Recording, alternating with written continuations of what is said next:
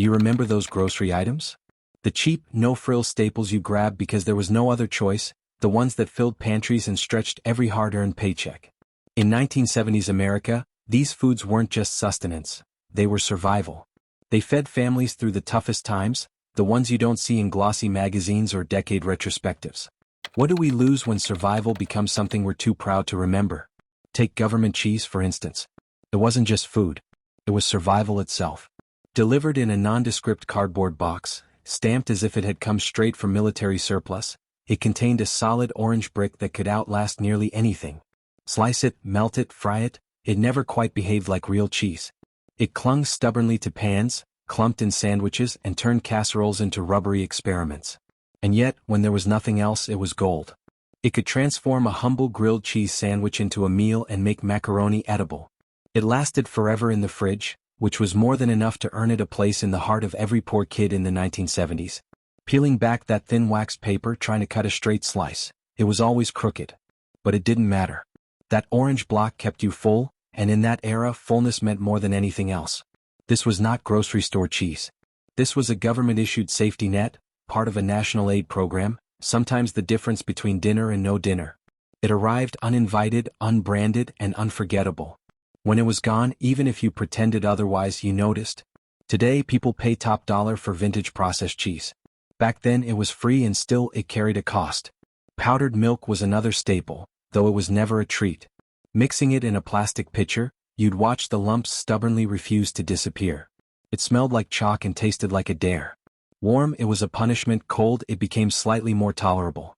Still, it found its way into cereal, mashed potatoes, baking mixes, and even the occasional coffee substitute. Milk was expensive, and powdered milk, delivered in giant paper envelopes, lasted forever. Not because anyone loved it, but because it was always there. Stirring it until your wrist ached, waiting for it to taste better cold, as your mother insisted, was part of the routine. And somehow she was right. Half and half, cream or fresh milk were luxuries. Powdered milk was survival, a dependable, if disliked, companion.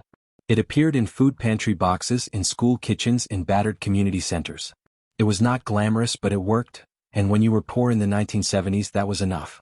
Canned Spam, meanwhile, was the meat that defied refrigeration and explanation. You'd pop the lid with a key or sometimes your finger to reveal a jelly-coated block of mystery. Slice it thin, fry it until it squeaked, drown it in mustard, and suddenly it became dinner. Salty, greasy, and heavily processed Spam-filled sandwiches topped rice and bulked up macaroni. It could even be flipped like pancakes on a skillet. Some people claimed it was disgusting. Others called it a lifesaver. Most of us just called it fine. It was never gourmet, but it was meat, and when meat was scarce, that was enough. Spam was cheap, shelf-stable, and it did its job, appearing at family breakfasts, potluck casseroles, and even the occasional picnic. It was a food that demanded neither pride nor apology, just gratitude. Off-brand cereal, usually sold in plain plastic bags, lacked mascots, games, or flashy boxes, but it was affordable. Fruity Circles replaced Fruit Loops, Corn Crunch stood in for Corn Pops, Marshmallow Magic mimicked Lucky Charms. The flavors were slightly off, the texture inconsistent, yet it still poured into bowls, sloshed with powdered milk, and became breakfast. It softened quickly, stuck to teeth, but it satisfied. Moms bought it because it lasted the week and cost less than a movie ticket. Kids ate it because, in some small way, it was sweet and comforting. The marshmallows crumbled, flakes broke, yet it fed the house and no one dared waste it. In the 1970s, off-brand cereal was not a compromise, it was a strategy, a way to survive. Day-old bread was another overlooked treasure. Specialty shops, sometimes nothing more than dusty storefronts, sold bent loaves, broken bagels, and discounted buns, all remnants of yesterday's bakery deliveries. 5 loaves for the price of 1, it was a gamble, but one that almost always paid off. At home, bread could be frozen, toasted, buttered, or turned into stuffing. If it had gone too far, it became breadcrumbs. Nothing went to waste.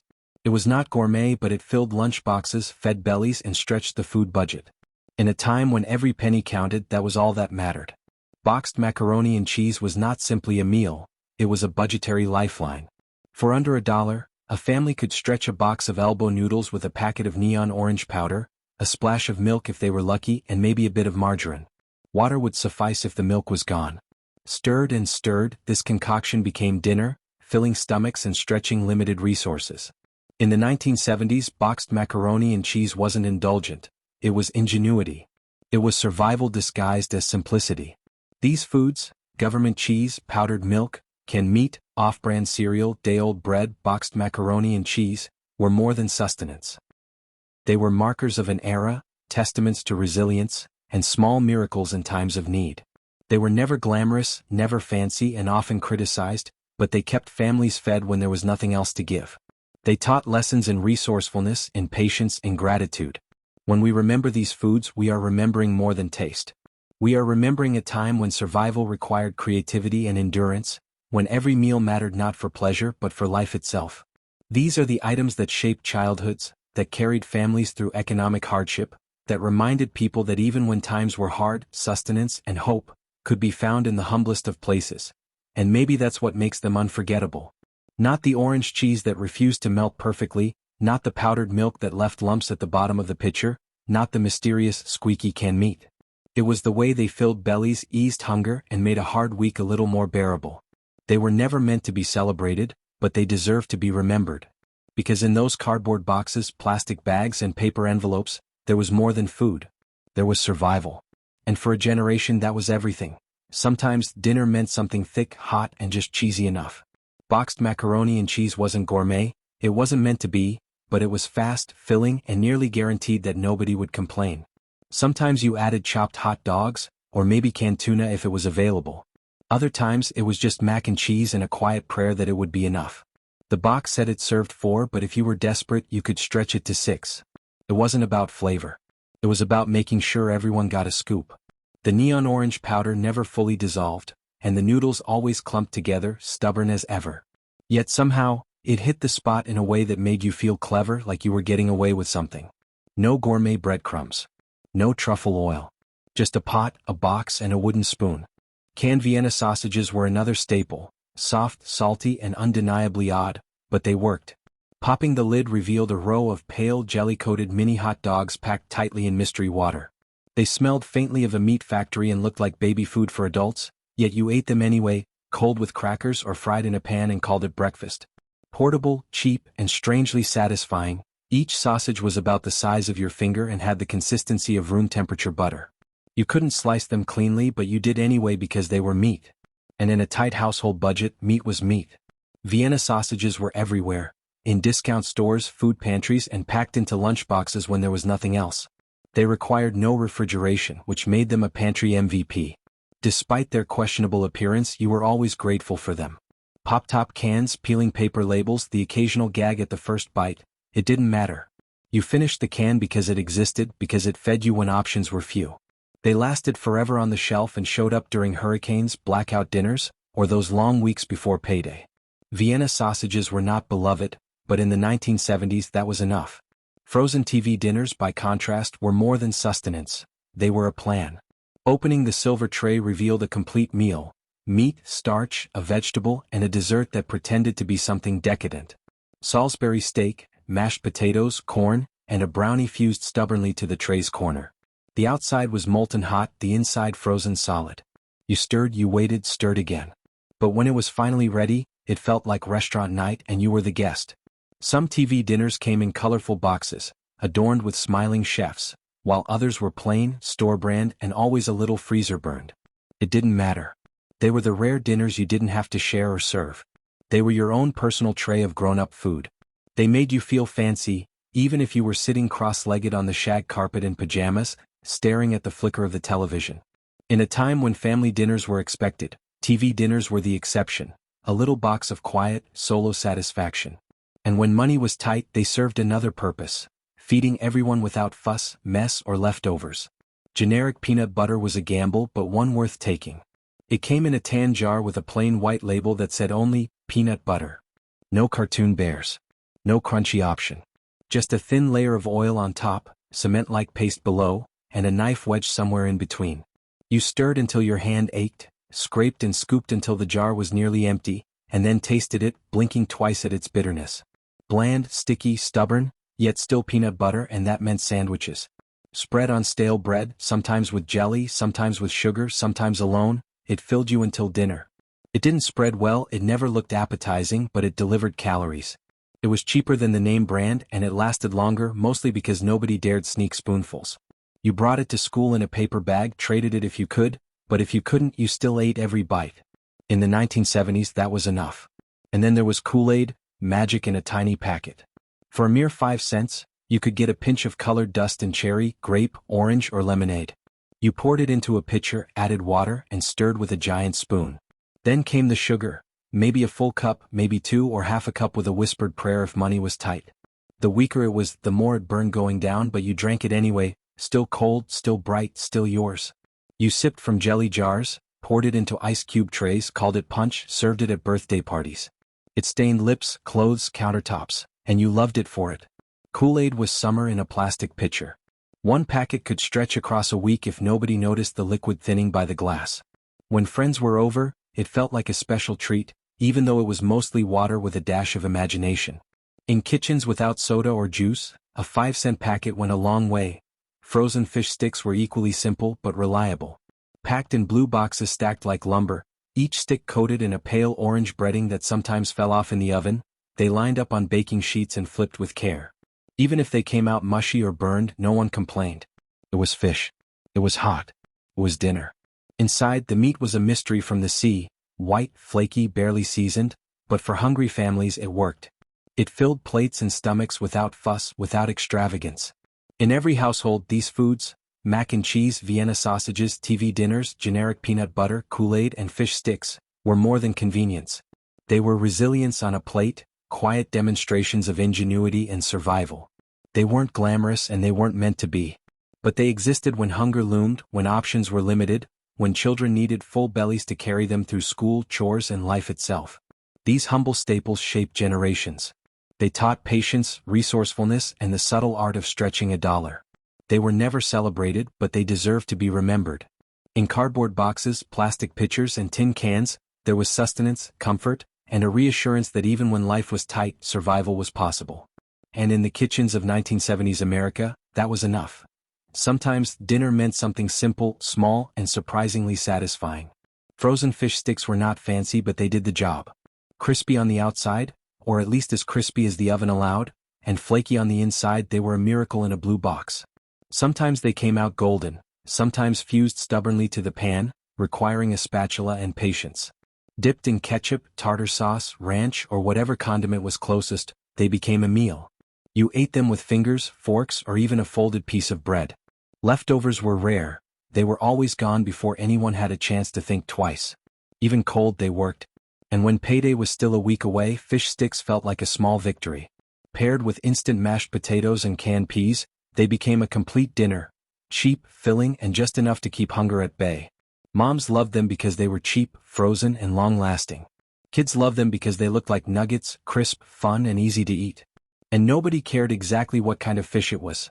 Canned ravioli or spaghetti was another lifeline, a childhood comfort and a statement of poverty on a plate. Chef Boyardee was not just a name. He was a promise. Open the can, dump it in a pot or microwave-safe bowl, and suddenly dinner was happening. The sauce was sweet, the noodles soft, the meat mysterious, but none of that mattered. You slurped the ravioli as if it were gourmet, spooned spaghetti as if it came from an Italian grandmother's kitchen. Bread to wipe the bowl was a luxury. If there was none, you just licked it clean. Warm, filling, reassuring, it made even the emptiest cupboards feel manageable. 2 cans for $1 meant you could feed all the kids and still have enough for lunch tomorrow. Chef Boyardee wasn't about flavor, it was about filling the gap. And he did it well. Store-brand white bread was cheap, soft, and fragile, but it was the glue of the grocery list. It came in thin plastic bags that ripped if you looked at them wrong. No fancy branding, no whole grain promises, just 50 slices of fluffy, plain bread that carried you through the week. It squished under pressure, tore under a knife, and stuck to the roof of your mouth, but it made sandwiches, toast, French toast, grilled cheese, tuna melts, and bologna stacks. When it went stale, it became breadcrumbs, croutons, or bread pudding. It stretched every meal just a little further. Some loaves were more air than dough, but air was still food when you needed it. It was dependable, forgiving, and cheap, half the cost of the name brand, sometimes even less when marked down. At school it looked strange, but at home it was normal. In a decade when every dollar mattered, plain white bread was essential. Instant mashed potatoes were a marvel. Even if they tasted like wall paste, they were magic in a box or pouch. Just add water, maybe a little margarine, stir, and in minutes, a family meal appeared. Nobody ever followed directions exactly. You watered it down, salted it more than the box suggested, mixed in canned corn or leftover gravy. Lumps and powdery streaks didn't matter, they were still potatoes. Served hot, they filled stomachs on cold nights when real potatoes would have taken hours to cook. Butter, gravy, ketchup, whatever you had went on top. In poor households, instant mashed potatoes were not a shortcut. They were the main event, quick, filling, and reliable. Canned tuna was another unsung hero. Oily, fishy, and 100% budget approved. It came packed in oil or water. Oil was standard, water fancy. The smell could clear a room, yet it was always opened, drained as best you could, and turned into tuna salad, tuna noodle casserole, or tuna melts. Mixed with too much mayo or too little, spooned between slices of bread, tossed into cold pasta with peas, it was always dinner, lunch, or breakfast if needed. Oil slicked fingers, counters, even the cat occasionally, but it fed a family and lasted for months. In a home where fresh meat was rare and expensive, canned tuna was as close to protein as most could afford, and it always did the job. Hot dogs and bologna ends were the unsung royalty of the bargain bin. Cheap, meatish, and impossible to mess up, these trimmings were the prize at the butcher counter. The regular cuts were expensive, but the ends, the odd shapes, leftover pieces, and imperfect slices, were a gift. You fried them, grilled them, boiled them, or ate them cold on white bread. Sometimes whole slices, sometimes just nubs, but it all tasted the same once it hit the skillet. Add onions, eggs, or nothing at all. It was poverty charcuterie made to work, to feed, to stretch. Nobody cared if it looked strange, it was lunch. It was protein. And it cost next to nothing. A few scraps could stretch across days, feed a whole crew, and leave enough for tomorrow's eggs. In the 1970s, that was how you won the grocery game. Every can, every box, every bargain bag tells a story. Fish sticks, ravioli, instant potatoes, tuna, white bread, and bargain bin meat were not gourmet. They were survival disguised as food. They were small victories in a world where money was tight, options were limited, and hunger was never far away. They were practical, cheap, and sometimes messy, but they filled bellies, brought families together, and gave kids enough energy to make it through school, chores, and long evenings. In kitchens across 1970s America, these staples were more than food. They were resilience, ingenuity, and quiet triumph. They were a generation learning to make every dollar and every bite count. And when the cupboards were bare, when the fridge was sparse, when money was gone but hunger remained, these humble foods ensured that dinner still happened. That was their power. That was their legacy. That was survival. Early store-brand ramen noodles were not trendy. They were emergency food. Plain packages, blocky letters that said chicken flavor, and a seasoning packet full of salt and imagination, that was it. You boiled water, dropped in the brick, and waited for the noodles to soften. Sometimes you added an egg, sometimes chopped hot dogs, sometimes nothing at all. The seasoning was always too strong, but that was the point. It masked the fact that you had no real ingredients. Leftovers, frozen peas, or wilting vegetables from the fridge could all go in. In under 5 minutes, you had survival soup, hot and salty, comforting in a way few other foods were. At 39 cents a pack, it was worth every penny. You ate it from a pot, a bowl, or straight out of a mug, wiping your mouth on your sleeve. Nobody judged. You were full, and that was all that mattered. Today, ramen is gourmet. Back then, it was survival. 1 packet could stretch dinner, 2 could feed a roommate. It was not cool. It was crucial. Rice, especially minute rice, was the blank canvas of the broke. Cost next to nothing, filled half a plate, and went with everything. Minute rice cooked fast. Regular rice cooked slow, but either way you were eating something hot, white, and vaguely fluffy. Butter, ketchup, soy sauce, or leftover gravy from last week's meatloaf. None of it mattered. Rice made leftovers stretch. It turned a can of beans into a meal, soaked up tuna or broth, and filled every empty spot on the plate. Fried the next day with eggs, it became something new. And there was always more in the bag, usually ripped, grains spilling across the shelf, but it meant dinner was possible, and that was enough. Canned green beans were a staple of every poor family's cabinet. Big metal cans with green labels, opened with a crank, they were often gray, sometimes brown, but always hopeful. Heated with salt and butter, they passed as vegetables. Served on holidays, on Tuesdays with meatloaf or macaroni, sometimes mashed with margarine or mixed with cream of mushroom soup in a casserole, they filled plates and stomachs. They were soggy, stringy, imperfect. But they counted. Moms made sure of it. Today, kids turn their noses up at canned veggies, but in the 1970s, green beans were survival. Canned fruit cocktail was dessert, if you were lucky.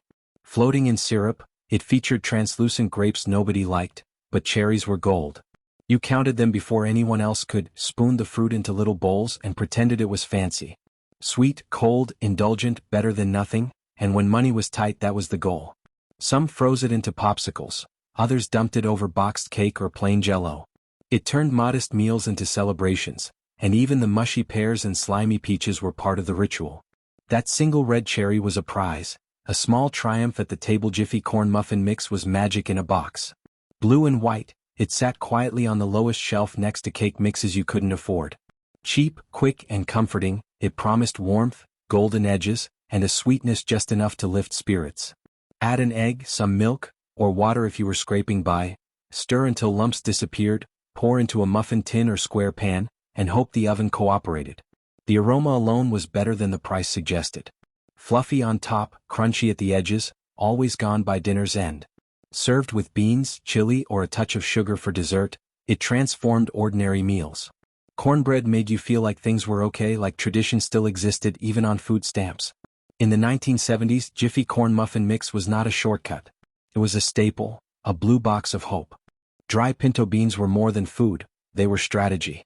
Purchased in bulk, in big plastic sacks or paper bags with twist ties, they were worth the hours of preparation. Picking through rocks, soaking overnight, simmering all day, their earthy aroma filled the house. Salt if you had it, a ham bone if lucky, or just onion and hope. Beans could feed a family for 3 days if portioned carefully. Beans with cornbread, beans with rice, beans and nothing at all, you were fed and that was the point. Kids rolled their eyes, adults sighed, but everyone ate. Beans fed the block, the church basement, every family trying to stay afloat. In an era when meat was scarce, dry beans were cheap, dependable, and essential. You learned to season them, to save them, to make them last, and if you were clever you froze extras for next week.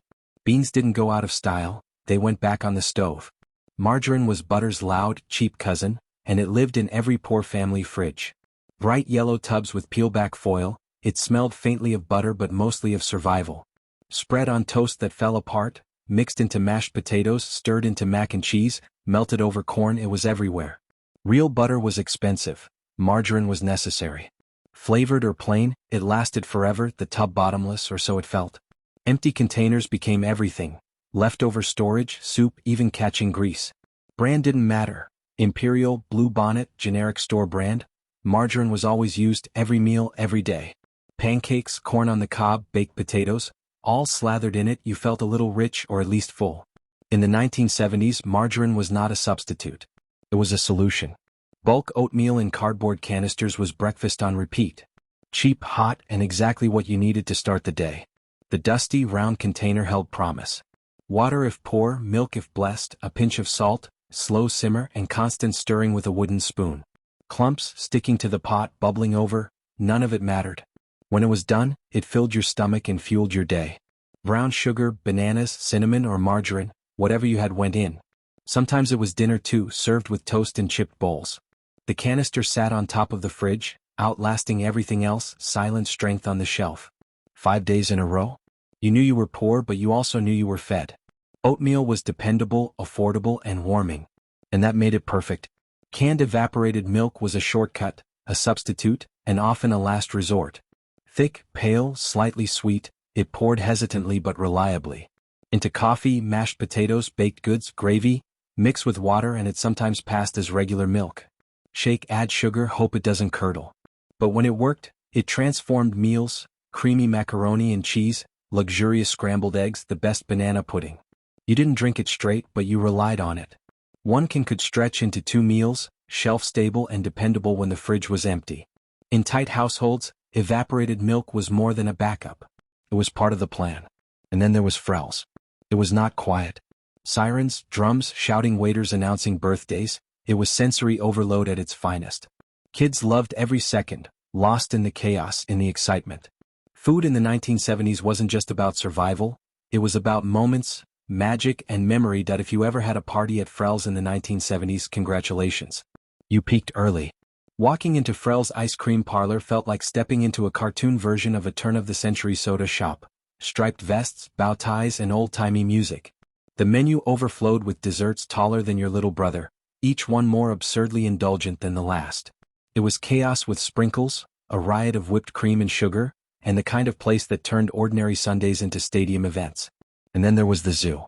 Not an actual zoo, of course, but a sensory assault carried out by multiple employees running through the restaurant, banging drums and screaming, "Zoo!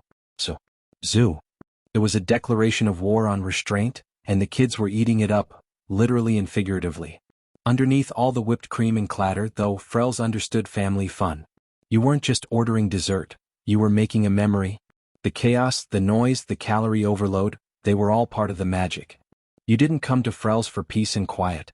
You came for a food parade, a sugar rush, a place where adults sighed while kids bounced in their seats. It was the ultimate yes place in a world full of no. The local train tracks were not on any tourist map, but they might as well have been Saturday headquarters. Dad would pull up beside the familiar patch of gravel, engine off, thermos in hand, steam curling from the lid as he poured black coffee like he was settling in for a movie. Knees pulled up, you sat on the hood, eyes scanning the horizon. Then clack clack clack, the first rumbles. A distant whistle, the engine rolling in, all muscle and thunder. Boxcar after boxcar passed, faded logos and streaked rust, some tagged with graffiti from cities you'd never seen. Sometimes you brought a notebook, sometimes just your eyes. Either way, you left with the same question: where were they all going? Dad would lean back, sip his coffee, and tell stories that may or may not have been true. It didn't matter. What mattered was the rhythm, the waiting, the wonder. Sometimes the next stop was a miniature golf course where no obstacle was regulation, and every putt told a story. Plymouth was never flashy, but it was trusted, reliable, American. The car your uncle fixed up in the driveway, the station wagon that took families to the Grand Canyon, the compact that young drivers learned to parallel park with. By the 1970s, Plymouth had seen better days, and the market shift hit hard. Gas prices spiked, Japanese imports arrived faster than expected, and Plymouth's offerings started feeling outdated. Chrysler's attention went elsewhere. Dodge got the performance. Chrysler got the luxury. Plymouth got what was left. People bought them because they ran, not because they inspired pride. Even iconic models like the Duster couldn't save it. By the 1990s, Plymouth was a forgotten middle child, unloved and unnecessary. In 2001, Chrysler pulled the plug. For decades, Plymouth had quietly been part of the American story. Now it was a footnote, preserved only in faded photos, old commercials, and the memory of an engine that would never return. Vinyl lunchboxes were every kid's badge of honor. Wonder Woman, Star Wars, rainbow unicorns, they shouted identity at recess. But while kids traded cookies and bragged about new thermoses, their PB&J might have been marinating in something less appetizing: lead. Many of those flexible, colorful vinyl cases were made with lead-based stabilizers that could leach over time, especially under heat. Left in the sun on a bus seat, they became mini toxic ovens. Peeling interiors invited curious fingers, destined for mouths. Nobody suspected danger.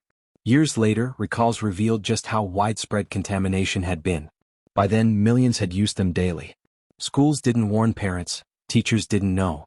Kids just knew lunch was inside. Olympia beer was not flashy, not exotic. It was the working man's brew, born in Washington state and famous for its "It's the water" slogan. It tasted like fishing trips, union picnics, and back porch summers. You didn't drink it to impress, you drank it because it was yours. But the beer wars were brutal. Budweiser, Miller, and other national brands came swinging with massive ad budgets. Olympia tried to expand, but its regional charm didn't scale. Away from rivers and forests, it lost its soul. The original brewery closed, the recipe changed, and loyal drinkers quietly moved on. Today, Olympia exists in name, brewed elsewhere, but anyone who remembers the original knows it was never the same. Bennigan's captured the vibe of late 1970s dining. Dark wood paneling, green leather booths, Irish pub decor. It was fun dining, not fine dining, a place to grab a beer, order a Monte Cristo sandwich the size of your head, and still bring the kids for chicken tenders. Sweet, salty, fried, powdered sugar with raspberry jam. It shouldn't have worked, but it did. Bennigan's bridged bar food and restaurant food, from nachos to steak. First dates, coworker drinks, birthday dinners, all happened under one roof. Music played a little louder, games showed on the corner TV, and adults could relax while kids bounced in seats.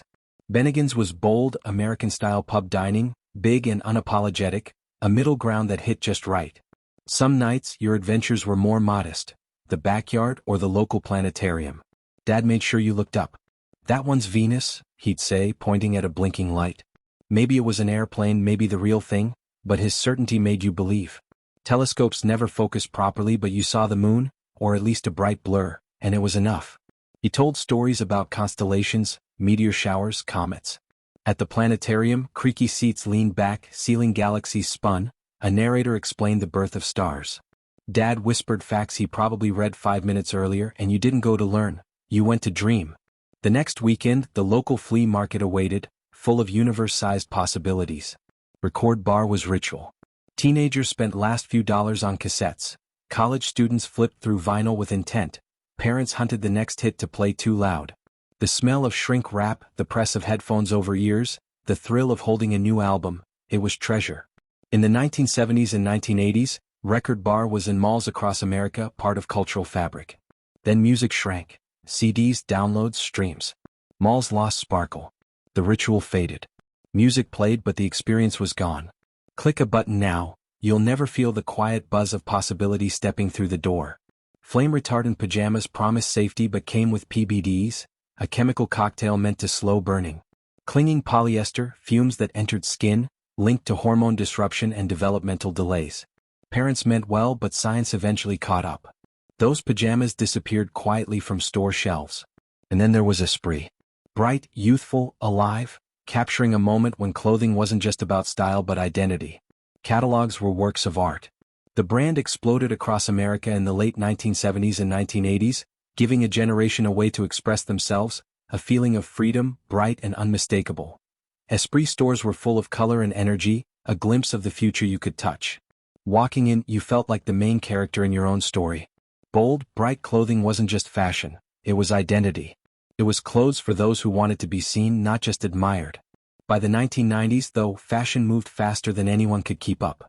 Grunge arrived, minimalism followed, and Esprit's cheerful aesthetic suddenly felt out of place. Management changed, expansion overreached, and the stores that once radiated life now felt dated. Sales dipped. Locations closed. By the early 2000s, Esprit in the United States was nearly extinct, surviving only in Europe and Asia for a time. For a certain generation, Esprit was the brand of school dances, mall hangouts, first dates, a fabric stitched with memory. Now, it is a whisper from a closet that no longer opens. There was a time when S&H green stamps were as good as cash. Every grocery run, every gas station stop added stamps to the little book you filled with painstaking care. Families traded them in for toasters, radios, even bicycles. It was a reward for loyalty, a quiet handshake between shopper and store. The thrill of tearing out a completed book and handing it over was unmatched. A victory won without spending a dime. For working-class families, it was the only bonus life ever offered. But loyalty changed. Inflation twisted prices, credit cards arrived with points and cashback offers, and big-box stores provided everyday low prices. Suddenly, the ritual of stamps felt quaint. S&H tried to pivot with catalogs, electronics, even vacations, but it was too late. Books sat half-filled in drawers, redemption centers closed, and the stamp became a relic, a small, sad casualty of progress. American Motors Corporation (AMC) was never supposed to die. It was the little guy daring to stand among giants like Ford, GM, and Chrysler. AMC gave us the Gremlin, the Hornet, and the Pacer, cars that looked like nothing else on the road. But boldness came at a cost. Cash was always tight, designs were daring but divisive, and while Americans embraced sleek imports, AMC clung stubbornly to its identity. Partnerships with Renault, the launch of the Eagle that would inspire the modern SUV, none were enough. Rising interest rates, gas prices, and market pressures crushed the little company. By the late 1980s, Chrysler had bought AMC, but the brand was already a ghost. People rarely talk about AMC now, but its courage to innovate in a brutal market is unforgettable. That there's something eternal about a root beer float, and at an A&W drive-in in the 1970s, it became an experience. Not a rushed soda from a plastic bottle, but a frosty mug of root beer with a scoop of slowly melting ice cream, served by car hops on roller skates. The clinking glass, the thick foam, the sweet carbonation, it was Americana in a cup. Drive-ins allowed families to dine in their own vehicles, a strange and wonderful thrill. Burgers, hot dogs, crinkle-cut fries, they were all part of it, but the float was the star. Cold, rich, and simple, it reminded you that not every joy needed complexity. The county auction barn was chaos incarnate, dusty, loud, and endlessly fascinating. Chickens clucked, goats bleated, a sheep objected somewhere off to the side. Dad stood on the floor, bidding with a mental budget that magically expanded for the right item. Wooden pens, rusty tools, Tupperware, bundles of wire, even a broken vending machine, all passed through the room in a symphony of calls and paddles. $10? That's a steal, he'd whisper before being outbid. Winning felt like climbing Everest. Losing, you laughed anyway. The auction wasn't about acquiring, it was about the thrill of the chase. And sometimes, a guaranteed victory awaited at the firehouse griddle, syrup in hand, pancakes made by heroes. Pan American World Airways was more than a brand, it was a symbol, a passport to the world stamped in blue and white. Flight attendants in crisp uniforms, glossy ads, promises of elegance. It represented possibility. By the 1970s, however, cracks appeared. Oil prices surged, deregulation reshaped the skies, competition exploded, and Pan Am couldn't adapt fast enough. Rebranding, new services, domestic routes. None lasted. The glory days ended, staff were laid off, planes grounded. For many, Pan Am was the first flight, the first window seat, the first glimpse of clouds from above. Watching it fade was like watching the golden age of travel vanish. Zantigo arrived during the rise of fast Mexican food in the U.S., offering bold flavors and rich sauces in a time when authentic was rare. Its chili cheese burrito gained a cult following, but the fast food world was unforgiving. Taco Bell's speed, scale, and expansion crushed smaller competitors. Zantigo's inconsistent branding, sometimes sit-down, sometimes counter-service, left customers confused. Eventually, Taco Bell acquired locations and Zantigo disappeared. Recipes lived on in secret, but the brand itself became a memory. It wasn't failure, it was simply outpaced. Small-town airports were worlds in miniature. A cracked runway, 2 hangars, and a chain-link fence with holes wide enough to poke your head through. Dad treated it like Kennedy Space Center. Cessnas buzzed overhead like dragonflies, Skyhawks taxiing cautiously. He named planes as friends, explained pitch, engine sound, and wing configuration. Every rough landing earned a low whistle. The sun set, planes thinned, and a quiet settled that made you feel as if the sky belonged to you. Dad would smile, say, "Let's stop by the photo shop on the way home," and the magic got captured in prints. Clark Equipment Company once built America, its construction vehicles, forklifts, and loaders everywhere progress was being made. By the 1970s, foreign competition, industrial decline, and inflation weighed heavily. Innovation slowed, market share shrank. Machines that symbolized progress became relics. Plants closed, workers laid off, and by the 1980s, Clark was remembered more than relied upon. Its green machines, noise, and muscle lingered in memory, but relevance, once lost, cannot be rebuilt. Scented magic markers were the unsupervised thrill nobody warned you about. Packs that smelled like candy, cherry, licorice, blueberry, lemon, invited experimentation. But the scents came from chemical solvents, some industrial grade, linked to dizziness, nausea, and neurological risks if abused. Formulas eventually became kid-safe, but back then the warning label was only, "Do not ingest." That didn't stop anyone from coloring their noses and calling themselves Rudolph. Childhood, in those simple moments, was as reckless as it was unforgettable. Plymouth, again, reminds us how even trusted names can falter. Once reliable, American, everyday, it became the symbol of settling. A car that ran even if pride didn't ride along. Gas spikes, Japanese imports, shifting market focus. By the late 1970s, Plymouth's glory was behind it. Even iconic dusters couldn't turn the tide. The story repeated itself. Boldness, necessity, hope, and eventual fade. The 1970s were full of such narratives, brands, experiences, and objects that once defined life, now whisper from memory. By the 1990s, Plymouth had become a forgotten middle child, unloved and unnecessary. In 2001, Chrysler officially pulled the plug. For decades, Plymouth had quietly rolled through the American story, and now it is a footnote, yet the memories remain. Faded photos, old commercials, the distant hum of an engine that will never roar again. These are the echoes of a time when ordinary things carried extraordinary meaning. From canoe trips with Dad on a crooked Shacks Creek to stretching meals with powdered milk or turning a box of Jiffy into a family dinner, these were the moments that shaped childhood. They weren't glamorous or perfect, they were real, shared, and unforgettable. If any of these memories resonate, share your favorite in the comments. Give this video a like, subscribe, and help us keep bringing back the stories that nourished us, reminding us that survival, creativity, and joy often lived in the smallest, simplest things.